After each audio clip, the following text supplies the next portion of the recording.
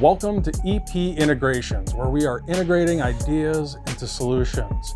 And in this video, we are going over the EP Integrations 2.0 Annealer that can anneal from 300 blackout to 50 BMG and adjust from cartridge to cartridge in, no joke, roughly 30 seconds or less without having to add or remove any parts. And that's where this specific annealer really shines, especially for the precision reloader.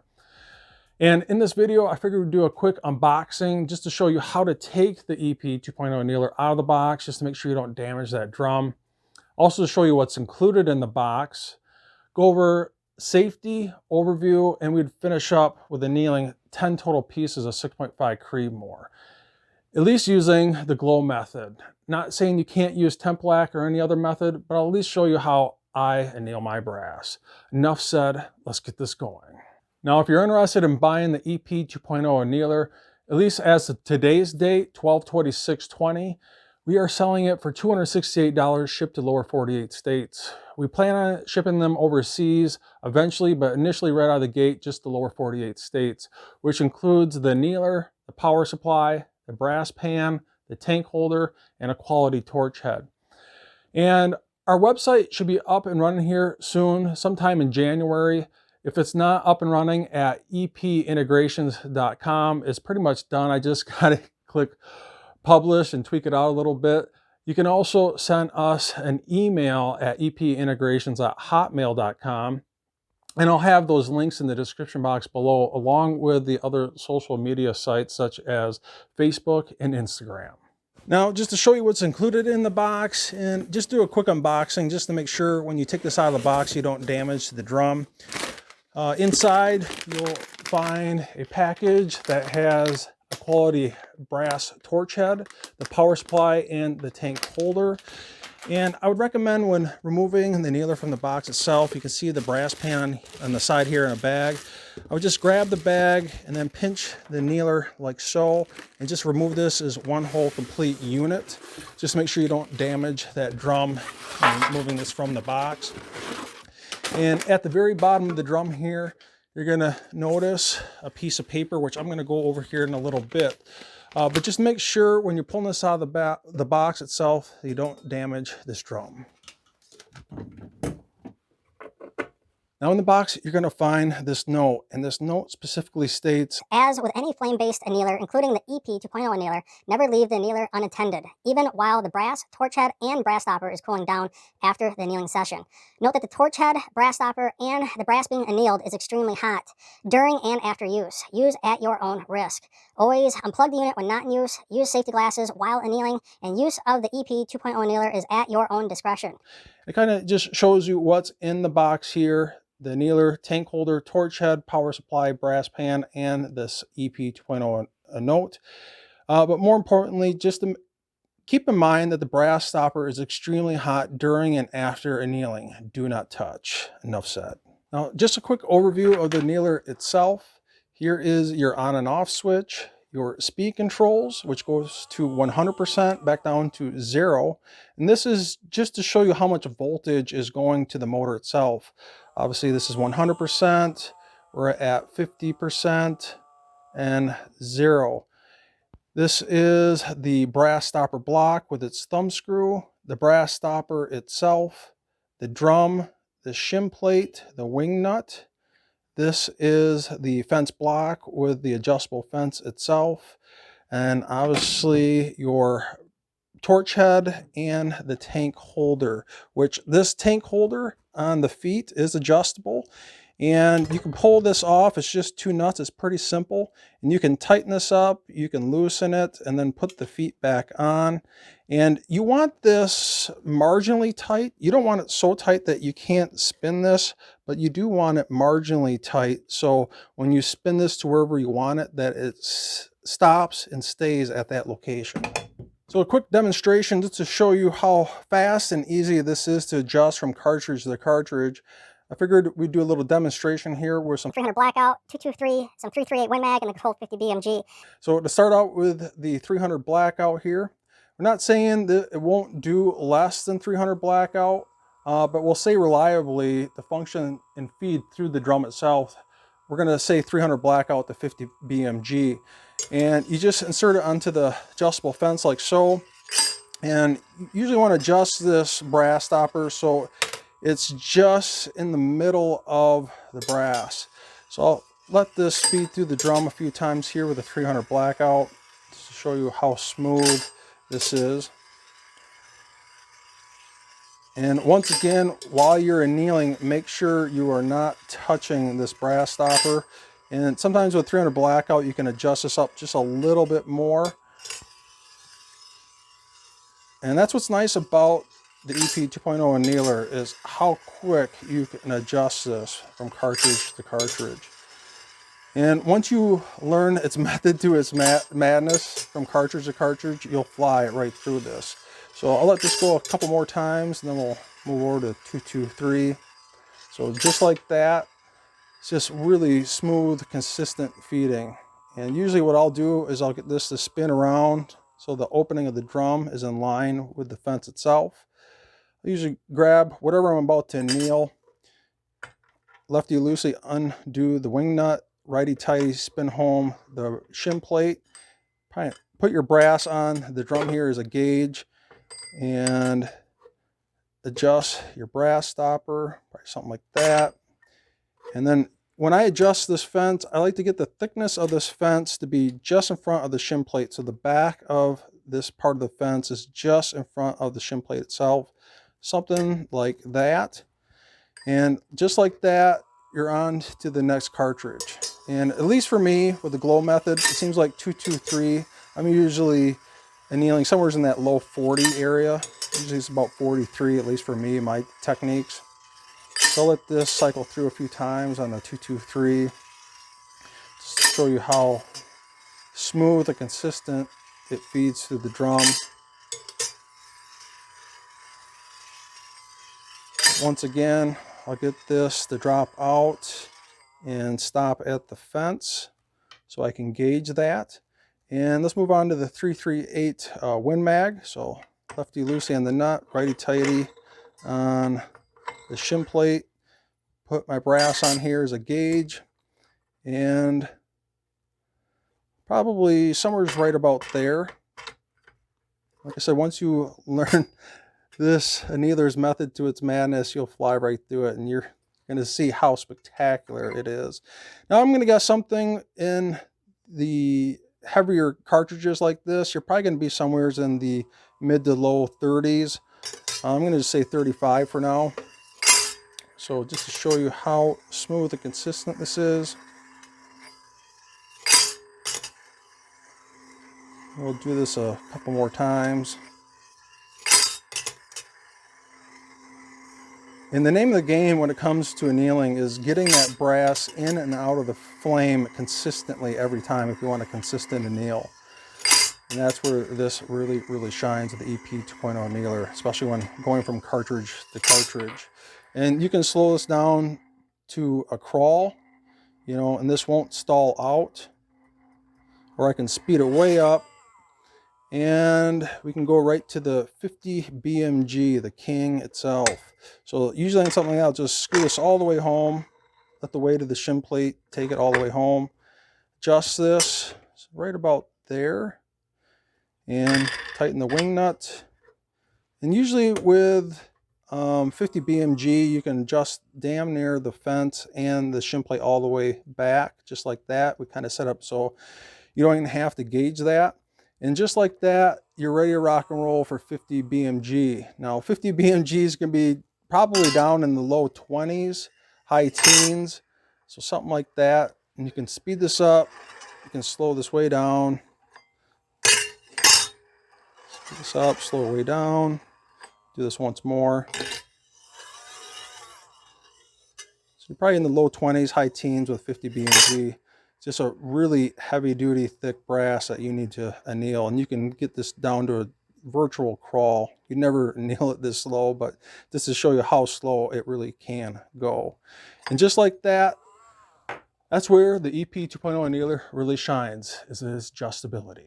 Now I can't stress this enough to make sure you're not touching the torch head, the brass stopper, and the brass dropping out of the drum into the pan. during the annealing session and even after the annealing session until all these parts and pieces completely cool down. Now, if for some reason you absolutely need to adjust this brass stopper during the annealing session and even afterwards, I highly suggest getting a pair of lineman pliers like this so you can grab a hold of this brass stopper and adjust it as needed. Like I said, this is going to be blazing hot. Do not touch this brass stopper. And that along goes with the brass and the torch head during and even after the annealing session. Now, let me show you how I anneal my brass. I'm definitely not telling you this is how you should anneal your brass. This is just how I anneal my brass, so keep that in mind. Now, I know this is heavily seated in opinion, whether you should use Tempolac or use the glow method or any other method. I can only show you what I like to do. So if you like to use Tempolac, I would suggest you to continue using Tempolac. Enough said. Now, at least with the glow method, what I like to do is get this hotter blue inner flame, roughly about 1 inch long.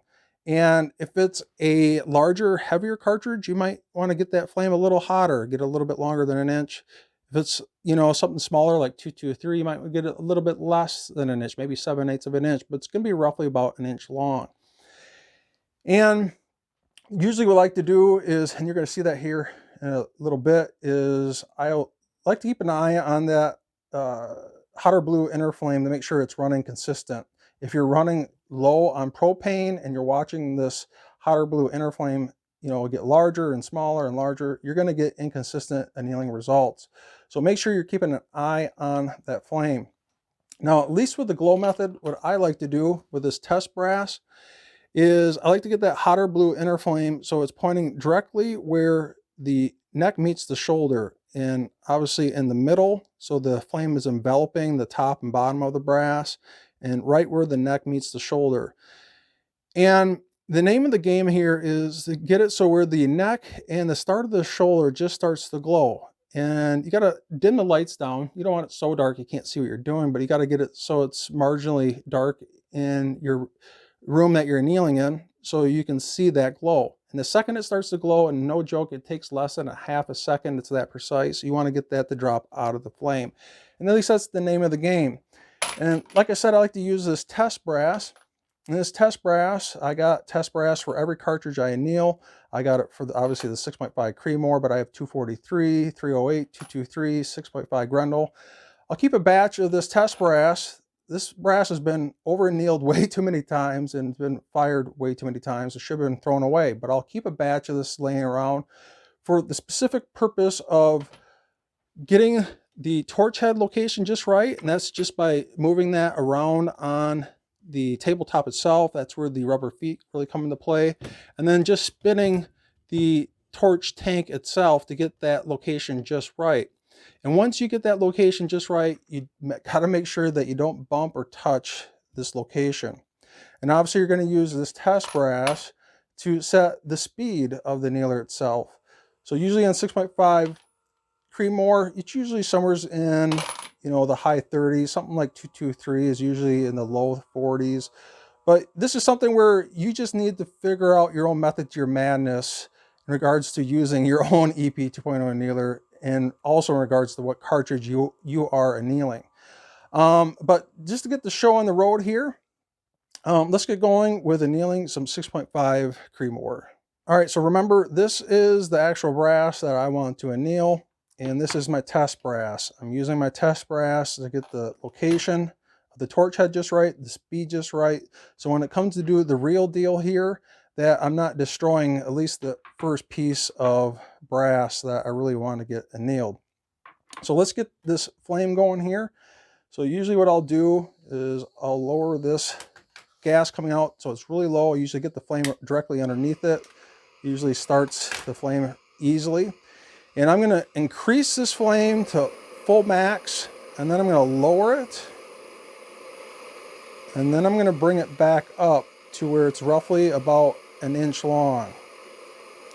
So like I said, you might have to play around with the length of your flame depending on what you're annealing. Obviously something like 50 BMG, you'll have to probably put it damn near on full max. But I'm going to keep an eye on this hotter blue inner flame to make sure it's staying exactly about 1 inch long. So I'm going to start up my annealer, usually my past annealing sessions doing 6.5 Creamore, usually it's in the high 30s. But to set the location of the torch head itself, I'm purposely going to run this slow. And I'm going to over anneal this piece of brass for sure. The reason why I'm running this slow, so I can give myself more time to locate that torch head. So I'm going to let this brass drop into the flame, and I'm going to move the torch head, and I'm going to get it so that flame just touches that brass, and that looks just about right. I'm going to grab one more piece of test brass. Now remember, this brass has been way over annealed. Should have been thrown away a long time ago. And then I don't care if it gets over annealed, it's already destroyed. So I'm going to get it so that tip of that hotter blue inner flame just barely touches the brass, right where the shoulder meets the neck. So somewhere's right about there. So I'm going to grab one more piece, and I can speed this up, slow it way down.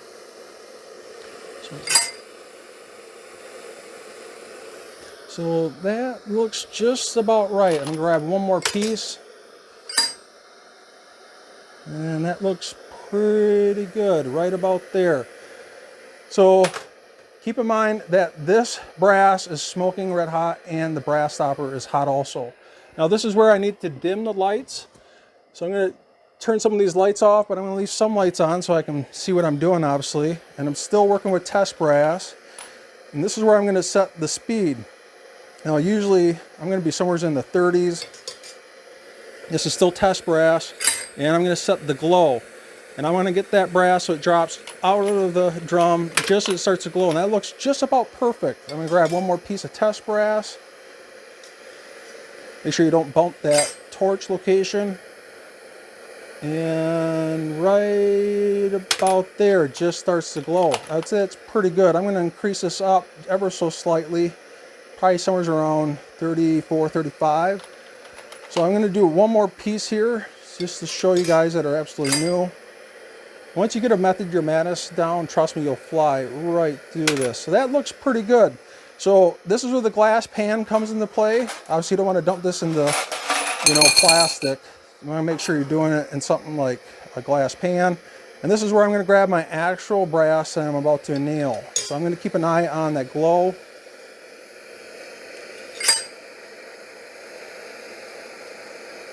And just starts to glow right about there. That looks pretty darn good. I'm going to grab one more piece. Might slow this down ever so slightly.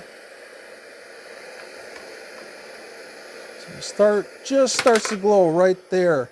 So this is where I'm going to turn the lights back on, so I'm playing it safe. I'm looking at those anneal marks, and they look perfect. They're exactly about 1/4 of an inch down from the shoulder. And this is kind of where you just kind of give her hell. Just let her do her thing. And man, those anneal marks just look beautiful. Exactly about 1/4 of an inch down. And this is where I don't care if it has a hopper or not. You're still feeding the machine. Doesn't matter if you're feeding a hopper or if you're feeding a fence like this. You're still feeding the machine. And also you can kind of stop. You got to answer a cell phone or tweak this out ever so slightly. As a matter of fact, I'll let this stop. And I'm going to let this go through. Say like I need to stop and talk to someone quick or answer a phone. Obviously I'm still keeping an eye on my annealer.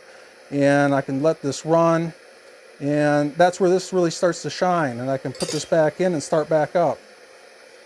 And man, these anneal marks look absolutely gorgeous.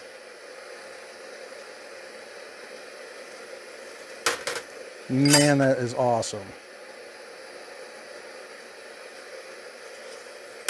So good to go. I'll show you these anneal marks here in a little bit. But just to show you something here, and I know some of you guys are questioning this, is I'm purposely going to put this flame right on the brass stopper. I'm going to get this brass stopper as hot as I possibly can. And just to show you, I got this other piece of brass here. It's already been annealed. And I'm going to show you that this brass stopper does not affect the body itself. This brass stopper, trust me, is smoking red hot. And I'm purposely going to let this get even more hot. This is hotter than it'll ever be.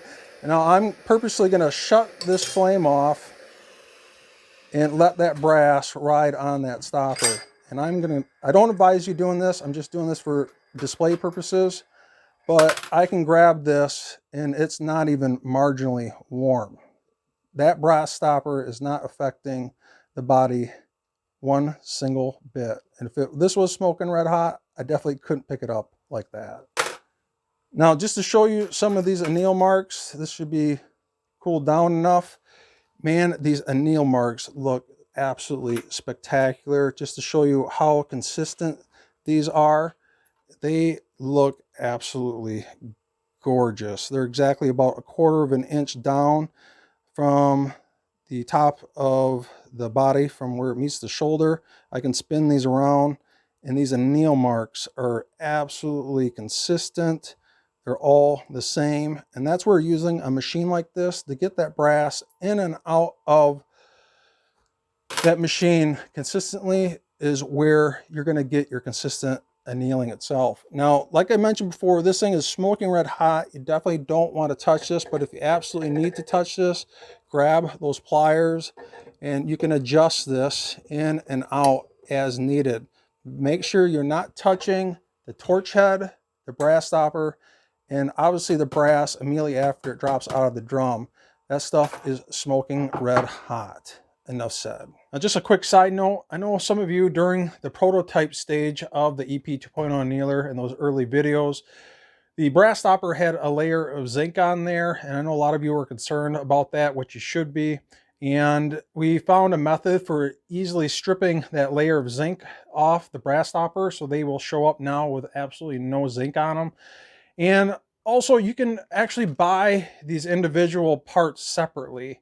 You can buy more brass stoppers if you want. We're going to have those also on the website along with the other parts of the EP 2.0 annealer. Say, for example, you want to custom cut your brass stopper for some reason, or have a collection of custom cut brass stoppers. You can buy additional brass stoppers, just to let you know.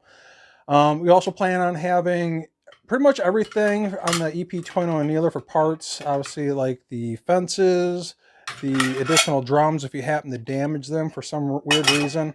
But we'll also have, you know, torch heads, power supplies, you name it. We eventually plan on having those individual parts on our website in the near future. Now, for those that are absolutely new to the game, just to give you an idea of how long it takes to anneal, you know, usually something like 223, or even your 308 parent cartridges are going to be in the flame for roughly 5 to 6 seconds. You know, obviously something bigger like 50 BMG and larger cartridges will be in the flame for a longer period of time. But for pure example's sake, like this 6.5 Creamer, like we just witnessed, was in the flame for roughly 5 to 6 seconds. You know, if we use 6 seconds as a worst case scenario, 6 seconds times 50 pieces is 300 seconds.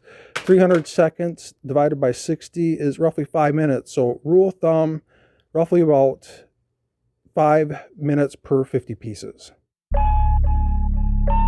Now that is what I call very consistent annealing. And in my opinion, you really need some type of a machine to get that brass in and out of the flame consistently if you do want a consistent anneal on your brass. And some of you that are new, you might have questions of why we anneal. Annealing helps soften the brass, especially when you're case hardening or overworking that brass.